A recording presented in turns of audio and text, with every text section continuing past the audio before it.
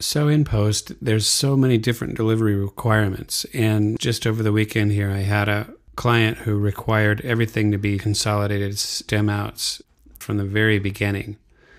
And what would I do in that situation? I wouldn't want to ruin this session because then I take all the fluidity out of it. A lot of guys would do, file save as, but the fact is that you can put consolidated tracks in the very same session. So I'm going to shift select my tracks here, and on the playlist, I'm going to hold down Option, and I'm going to duplicate every one of my tracks. And now I have duplicates as evidenced by the .01. So what you're looking at here is duplicates of every single track.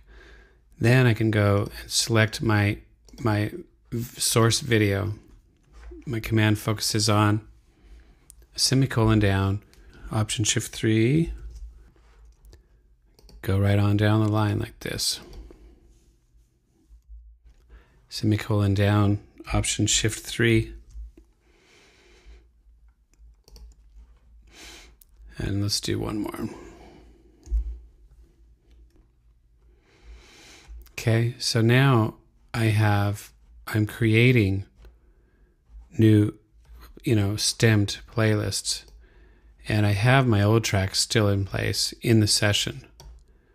But I have, I've created this. But what about naming? Now, on the naming, it might be easier to do something like get the client's, naming requirements in your clipboard like this. And just have those in your clipboard. And then say, rather than do shift click all those playlists, I'm just going to do it this way. I'm going to create them one at a time. Duplicate. Then I get this name for duplicated playlist. I'm going to say FC 2000 underscore bam. And then I bring my selection down, semicolon, shift Option 3.